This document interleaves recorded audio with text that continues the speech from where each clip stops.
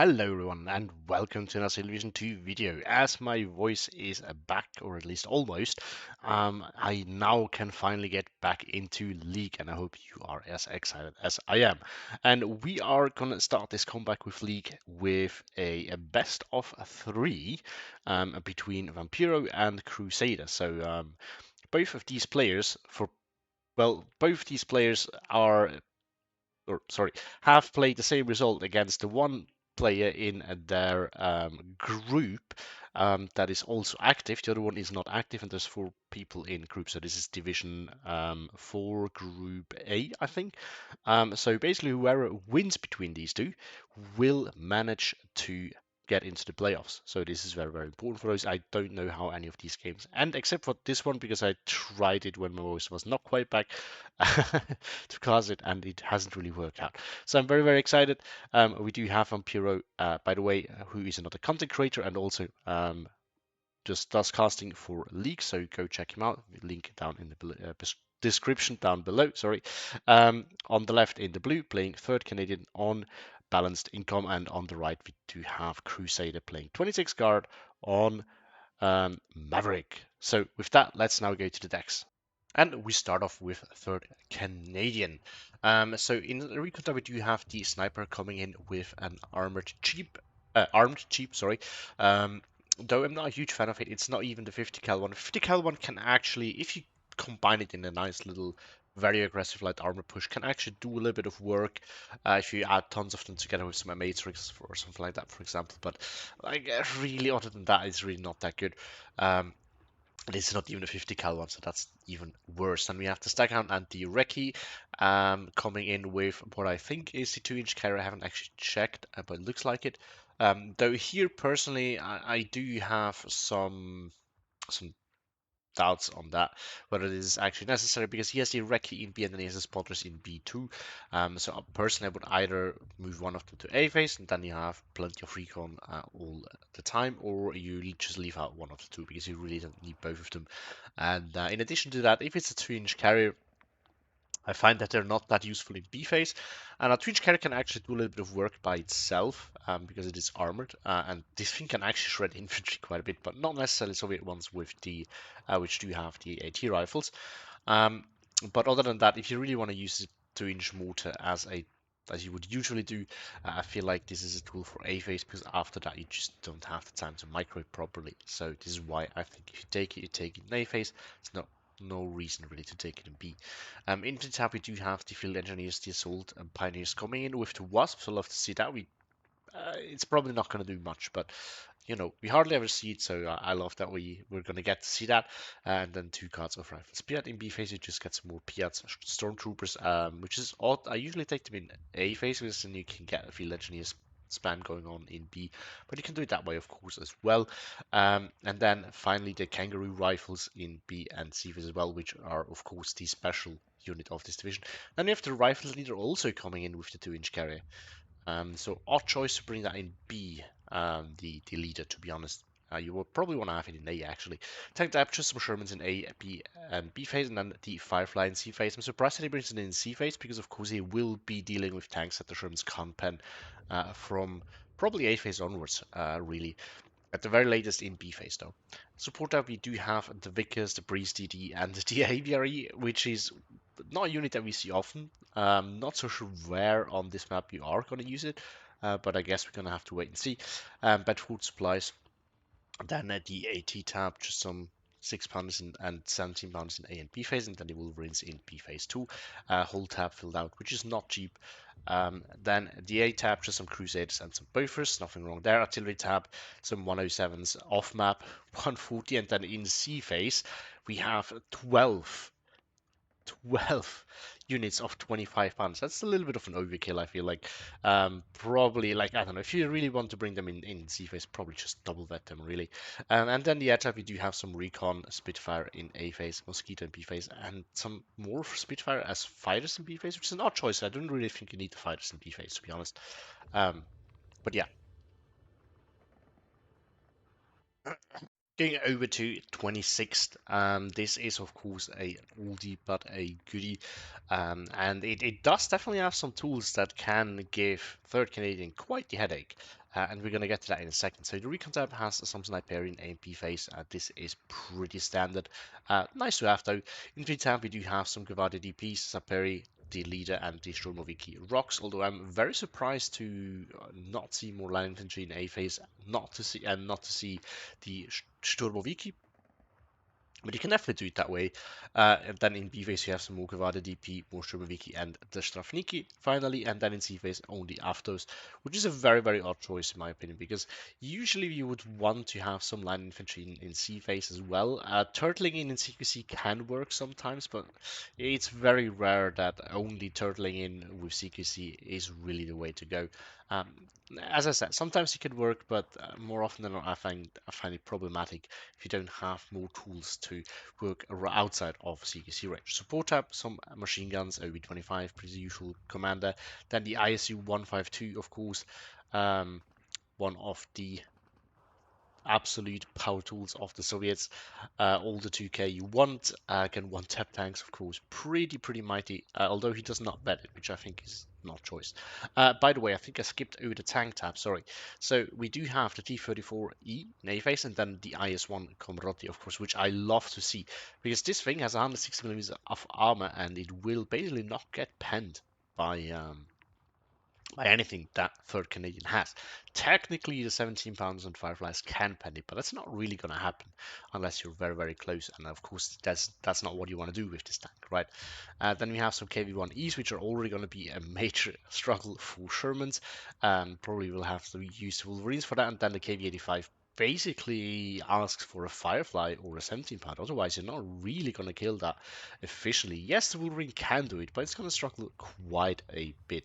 So this is going to be a big issue for third Canadian. It doesn't have 2K though, so that's a limitation. But the SU-152 can fill out that role. A T-Tab, some PTRSs, although double vets here, so you only get 3 of them. Then the 45 mil says freeze in a B phase, and some SU-85s as well. M15s, that's all you get, but it's okay enough. Artillery tab quite big and a little bit too big in my opinion. You don't need that much in general, but especially on Maverick. He brings the SU-76 in A phase, Artillery, and then the B4 and the BR5, as well as a Card of Russia, all in B phase. Like, you're not going to afford that with Maverick. And all of these tools are ammo hung, except for maybe the SU-76. But that means you're going to need a lot of ammo to get all of these going. I have some P2s, Yak 9 fighters, and then the IL-2, which of course you don't bring for the bombs, but which are basically just a little extra on top of it, but you actually bring them for their excellent AT capabilities as they have the 37 mils equipped with them. And here we are back. So let's as always start with the deployment. Down south, it looks like Vampiro does not go super aggressive anywhere here. He deploys defensively here. He sends something in here, but that's not like one unit doesn't really do much, not even trying to get into this flag. Very passively here as well, and then of course defensive in the town because you have to expect to get pushed out by red side. We haven't really talked about map. We can actually do this real quick. So this map is generally blue sided. I would say blue has a little bit of an easier time grabbing flags. So first of all, at the start, you can realistically grab this one. It's relatively hard to hold because it's hard to reinforce through here. You could easily cover it off like from here right here, so that makes it a little bit more tricky. But it is technically possible you can go through there, but it just takes a long time, and even vehicles can already be a stretch, as you can cover it off from here pretty nicely. But what's most important is if you can control this forest, it's really hard for blue to actually prevent, for red to actually prevent this flag falling to blue. And this is where blue's real advantage lies in. And I mean, if you look at it more closely, like there's 4 flags here that are relatively close to the front line on the red side. Blue has these 3, but this one is not as easy to get because it's out of the open, and these 2 are realistically grabbable. This one is a little bit further back and once again not super easy to grab. So yeah, red side basically usually goes for this, sometimes for this one as well, but then it's basically always a combination of grabbing these 2, really. Now Crusader does not go super aggressive in the south either. He goes into here, which is pretty classical, as we just mentioned, right? You go through here and then fight your way into the town. Supporting from this forest patch here, pretty typical as well. We do see an early IC152 to cover the open off there. Pretty nice there. And then here, the support to win the fight over the town here. This is also pretty standard, I would say. And then not much going on down south here, just up north here, just trying to hold it. And then one SG43 just to hold this flag, because sometimes if blue has something and red has nothing, blue can grab the flag, and it works the same way the other way around. We see a stack hound going on here aggressively, though in my opinion you need to either like really commit to it and push further, or you don't really do it, because now it's probably just going to announce itself. But anyway, we do see some, I guess, 2k assets. Yeah, 17 pounder here in the center, and then a nice little push into this flag. Pretty typical there. He's not trying to get to this one. This is something that blue side can realistically also do. You can also, like, coming from here, relatively safely get into this forest patch and then grab that flag, and that can be a major headache for red side, but it's not happening here. So with that, let's start the game and see where this leads us. So personally, I don't like the map all that much, because sometimes you do, but very often you don't really see fighting over this. This is just a pain for both sides, really. This is an even bigger pain for both sides. Sometimes you see people pushing across. Sometimes you even see an amphibious assault. But this is very, very rare. Like, I've seen maybe twice in my whole SD2 time, and I've done it like once. And it can be very, very unexpected, but that's the only thing that you have for it. And the problem is neither side can really reinforce any territory grabs on the other side. So it's not really a long-term solution. Or a quick 13-11 early on for Vampiro with him grabbing this flag. That might change, but the sniper alone can probably not do it. I'm surprised that a Crusader has not actually sent any infantry up here, because he has to know that this flag will be grabbed.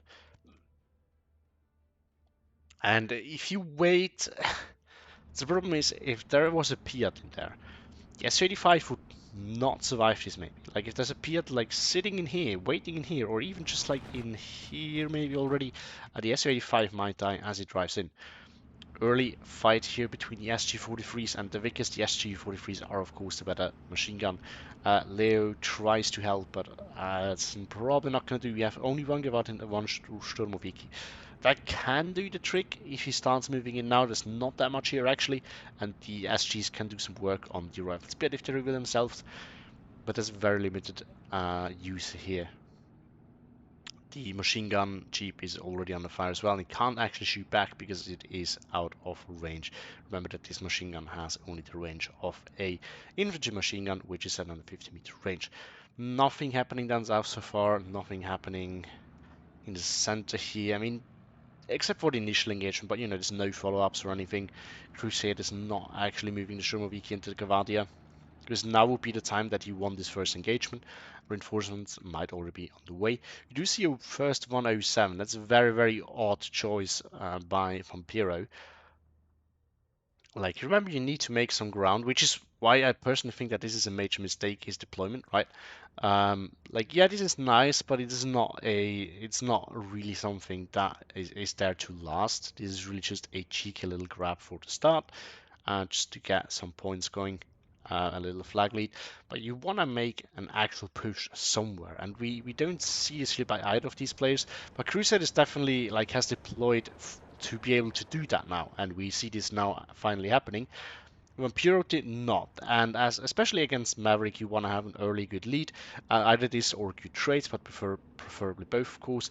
You know, getting into here would have been nice. Getting into here would have been nice. Out of those would have been decent choices, but I think it should have happened, or just, you know, just deploy more into here to make sure that you can grab this forest and then contest this flag. Actually, all of these would have been nice options, but none of these have actually happened. So, and then investing into early artillery, I don't know. Especially, okay, I mean, one was reasonable, but two is way overkill right now, and he doesn't even need it.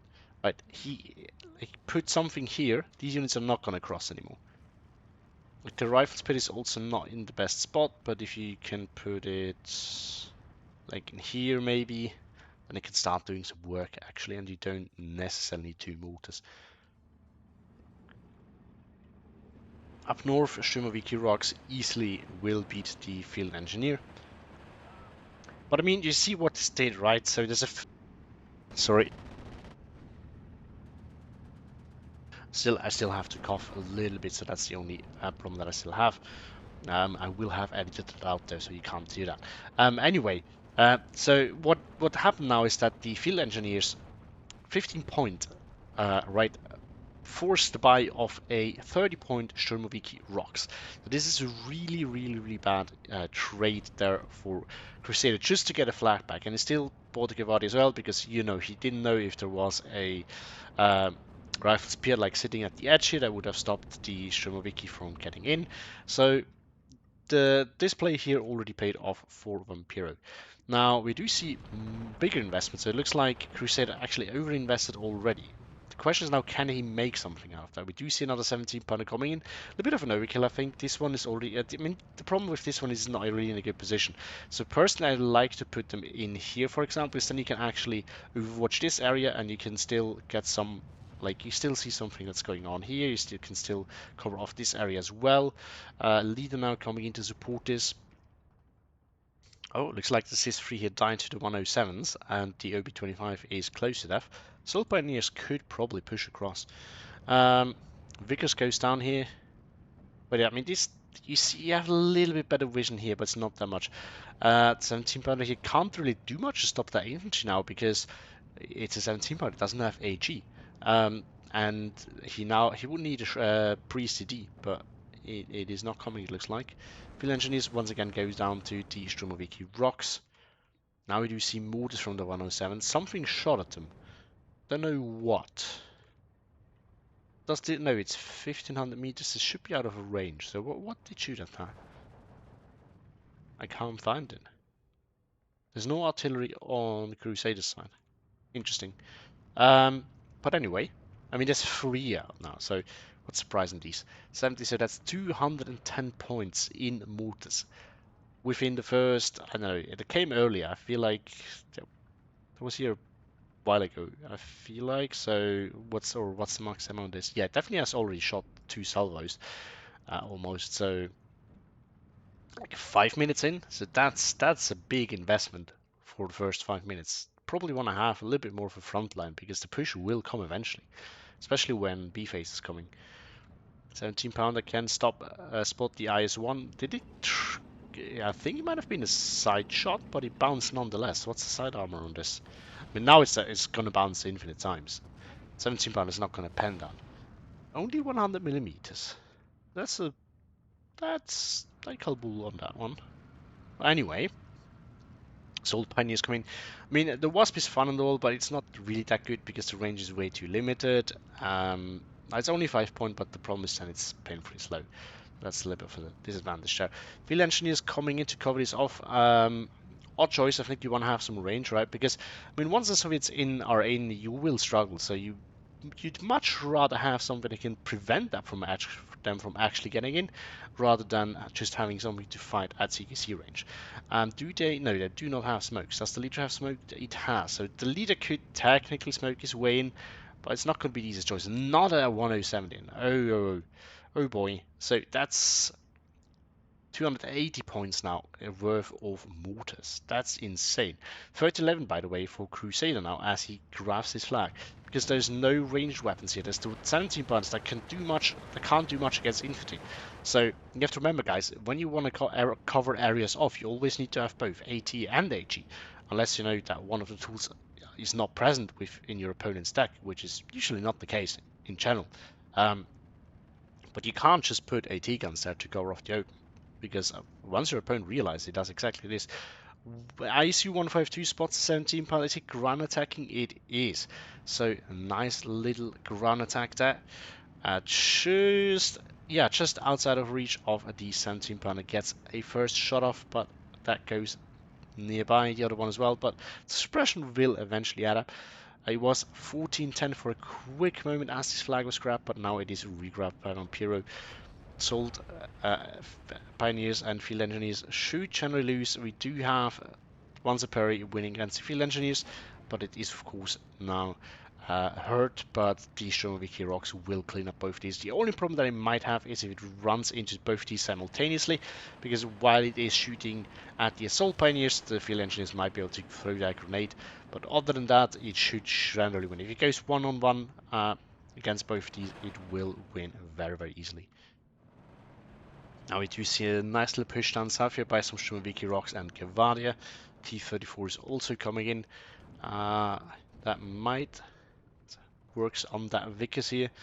6-pounder is not quite in position, but it could be moved into position to prevent that. Now we have a row of triple SU-76s coming. That's a little bit of an overkill, but I guess Crusader starting the RT game now as well.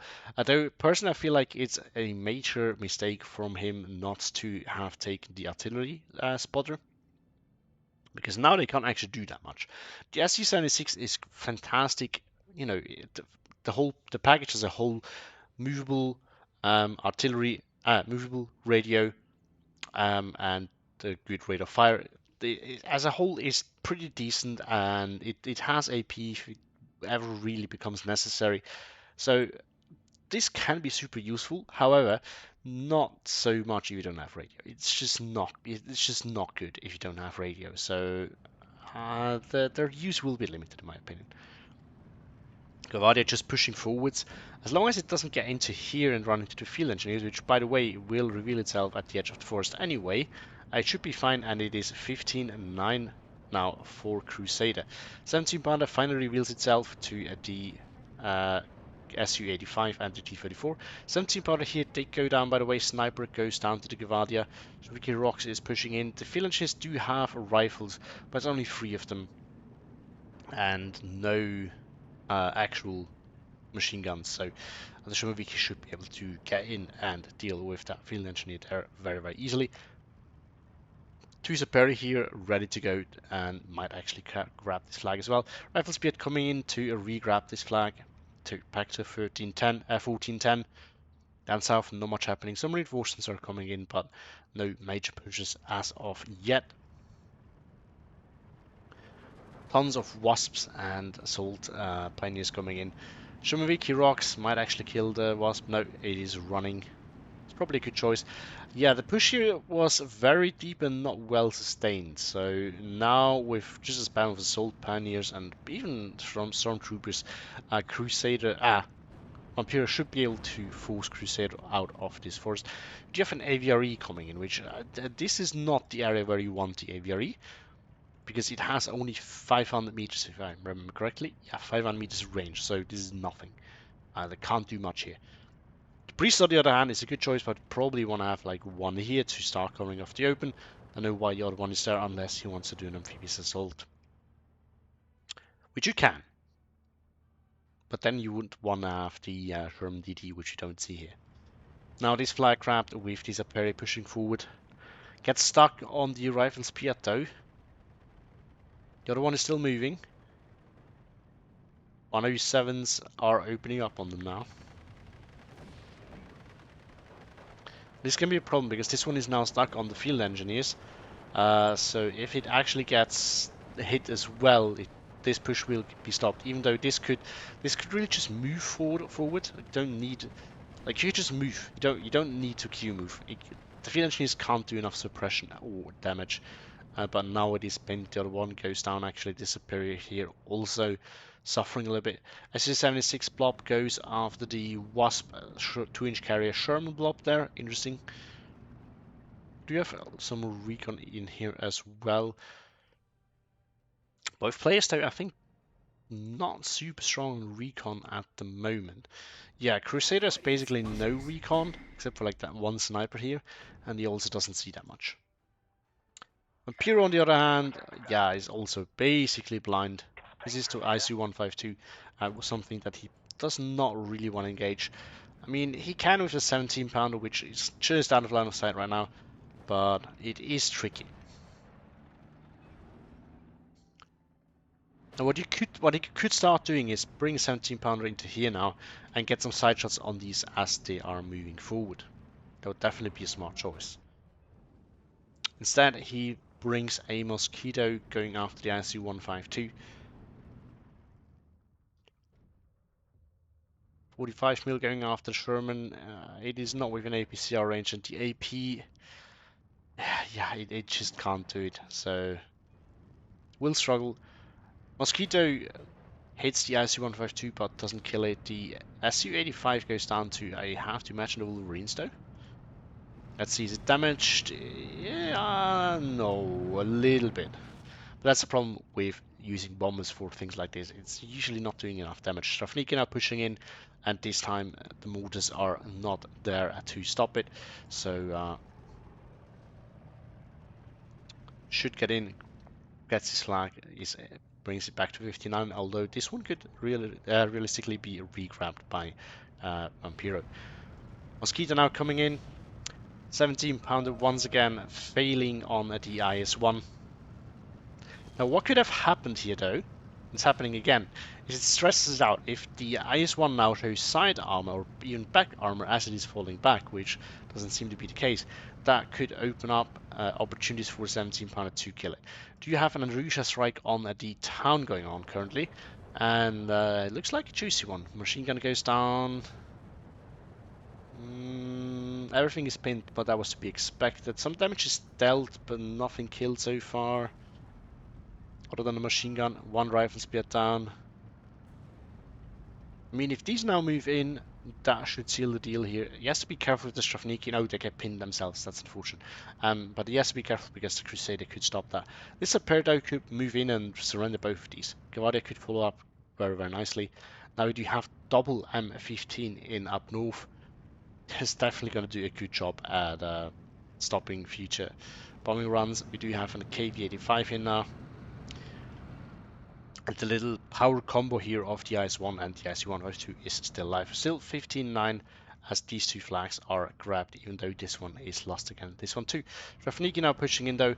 It should definitely win against Rifle Spear, even though it does not have any automatic rifles at close range. It has 3 PPSH and it's just so chunky.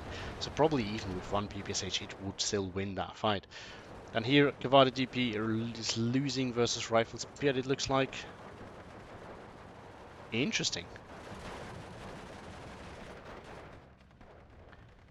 Does that count as out of cover, or did something help it? Or is it actually...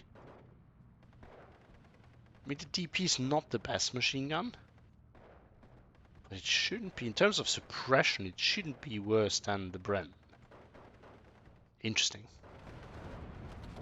No veterans difference either. Resupplied. The 107s have been resupplied and are going after the Z3 here. That snuck in there. It looks like it did some damage. Oh no, that's these tanks here. AU1s. Killed one Sherman already. Now we do have tracks broken and transmission damaged on each of them. IC-152 pushing forward. Very, very risky. Doesn't actually see much. I don't think that this has changed fundamentally. No. So basically he pushes in blind, which is very, very risky. Remember, up close... Oh, that's not what I wanted. Up close, a 6-pounder can definitely pen that very easily with the APCR. Sherman managed to kill a KV-1E, but that's not an easy kill. It's now bullying the Strafniki to push forward into here. Wow, nice play there. Grabbing his flag again, still ensuring the 15-9. Mosquito coming in should get stopped by the M15s. They're a little bit far back, but I still think they should do the job. 17-pounder going once again after the S1. I think he'll just get killed by the S1, really. It's just bouncing and bouncing. K85 and can actually support, I think. I don't know what's going after. It's going after it too. And the 70-pounder is focusing on the thing with the biggest armor, of course. Oh, Mosquito goes down. That's a really good kill for Crusader and a really bad loss for Vampiro. AVRE actually does something. Absolutely deletes the Shimomiki rocks there. Little counter push here going on by Vampiro, but his old Pioneer will run into 2 Stormbeaky, so no chance there.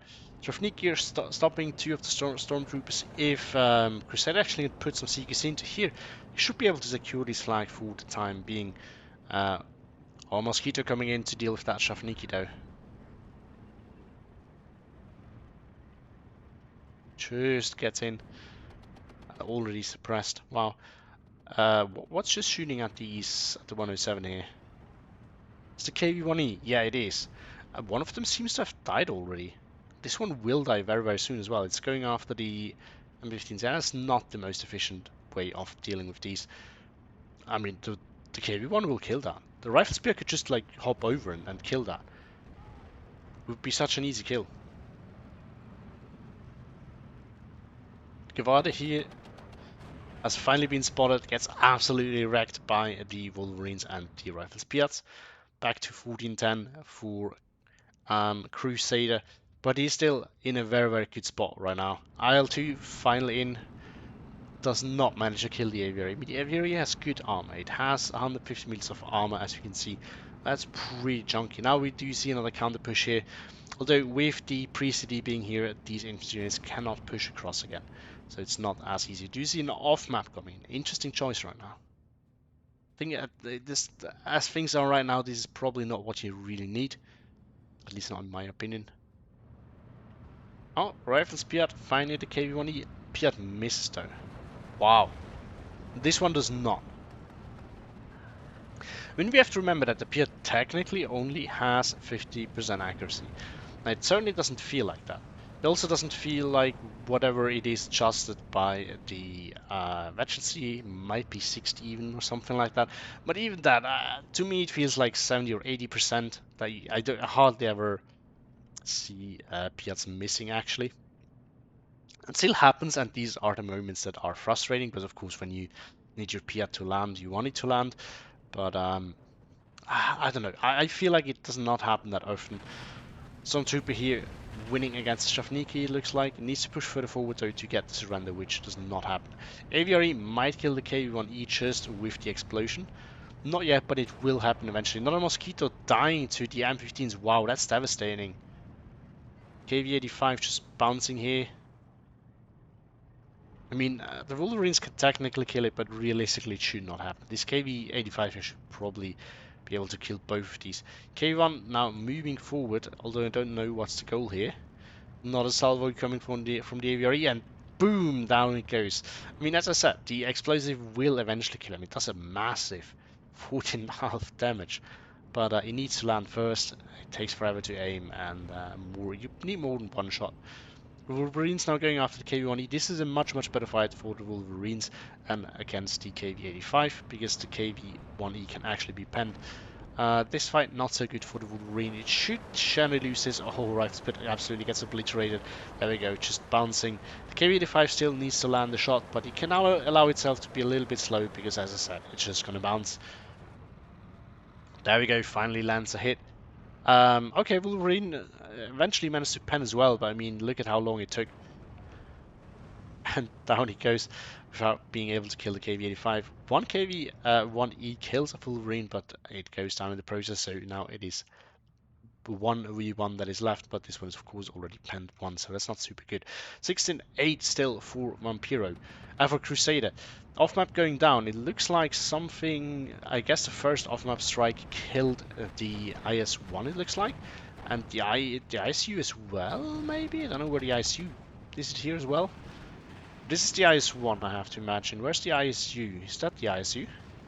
It is, and there's a crater around there, so it's very likely that the off-map hit it. Crusader going down to, I don't know what, probably the KV-85. Yeah, that must have been that. Wolverine pushing forward. I'll probably still go down to one of these tanks. Oh no, it's actually stopping to shoot at the Shumaviki, so that's what it's aiming at. The Shavniki with the AT rifles will struggle, and the 50 cal will make quick work out of them. But Shavniki coming in, I mean, it could probably even win against Stormtroopers, to be honest. What's the... I mean, they do have at least some machine guns, and the MP40 is now actually decent, but it's... most importantly still TNT unit, I guess. KV-1 pushing in against the Wolverine. Oh, there we go. Wolverine gets the first shot. It was already hit, and down it goes. KV-85 shooting at the 6-pounder. 6-pounder is it in range? No. Oh, it's shooting at the KV-85 here. And either one of these units gets a kill, probably 6 pound. I can't imagine that Sherman actually managed to pen the KV-85. Sneaking here, finds the Stormtroopers. SU-85 down here, doing a good job at working on these. Versus the Sherman, not good for the Sherman. The IC-152 might just one-tap it.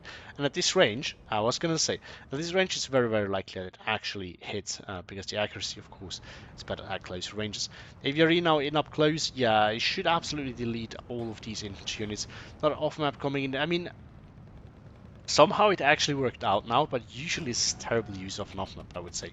Especially because it's tanks, so they might be able to move out and things like that. And 140 can do a lot of damage, but it's not that big that it necessarily has to kill one of these big tanks. So looks like he got very lucky, but yeah, that could have gone very, very differently.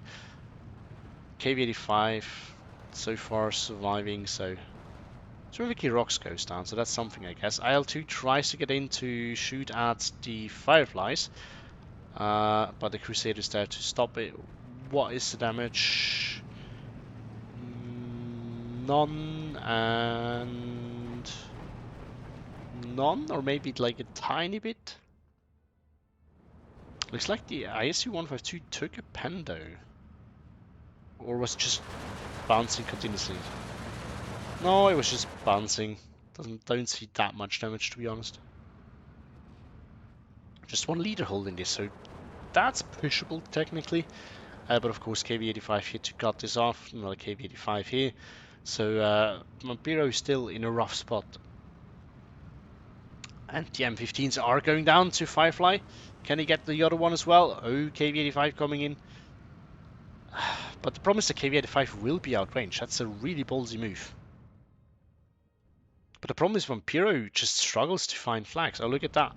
We do see a re-engagement here. Nice little flanking maneuver by this KV-85 here. Oh, gets a crit on the Firefly. That's dirty.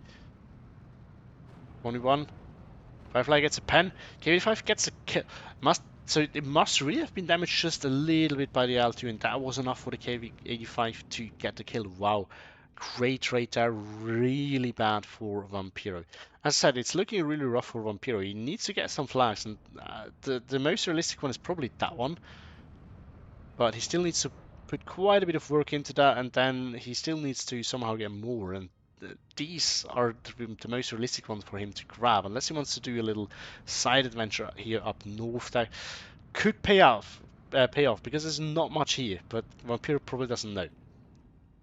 Risha Strike now going after this infantry blob, preventing Vampiro from pushing out from there anytime soon. 8-16-8 still for Crusader. I don't think that Vampiro is going to get some flags anytime soon. He could actually make some progress down south here looking at the situation, but once again, how much does Vampiro actually know? Because I don't think he knows. Yeah, he doesn't know how little is there. Now he starts some pushes with kangaroo rifles and whatnot, but it's probably coming in a little bit too late. The artillery has been sitting mostly unused here though, so the Su-76s have not really done that much work. Shavniki re-grabbing another flag. Wow, Mosquito coming in for a bombing run, so it's going to stop that. But it's not going to bring Vampiro back to a better spot, unfortunately for him. This Shavniki here also just chilling here. Stormtrooper is so close to grabbing both flags, but he can't do it. So sad. Not a little fight here between a KV-85 and a Firefly. Don't know who wins that, but the Firefly gets the first pen, and down the KV-85 goes. And this should open this up pretty nicely, but the problem is Vampiro is just out of time, and he does not manage to do it. So very, very interesting here. Crusader actually pushing into this area here where you don't see people push so deep very often. And most importantly, you would think that 3rd Canadian has a 2K advantage, and the area there is very much 2K dependent. However, the fact that the IC-152 is an absolute powerhouse and that the 17 pounds Fireflies just cannot pen at the IS-1 actually changed the whole dynamic there quite a bit and made this very, very favorable for a Crusader. Then again, had Vampiro actually set up a nice little crossfire with his 17 pounds, that would have been a whole different story. He could have absolutely wiped those tanks there. So quite a few missed opportunities there, but overall still a great game. Stat-wise, 30-82, 23-20, so it definitely felt like Crusader had been out trading Vampiro. Kills the SU-85 did okay, not that much at the start, I guess. B25 stopped a Staghound. Mickey rocked, of course, slaying. SU-152 doing a bit of work there. That must have been, yeah, that's the one down south. Actually, I killed the Sherman. Nice work there.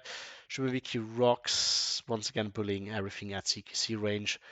And then we have the other ISU-152 just deleting things in the open. Adrusha doing a bit of work. KB, yeah, I mean, KB1, yeah, that was, oh, that was so sad watching these 107s die to 1k money. That's so you got the first one too then.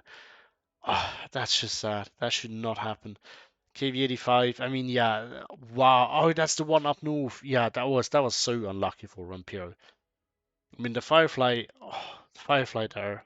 The Fireflies there really did not live up to their expectation.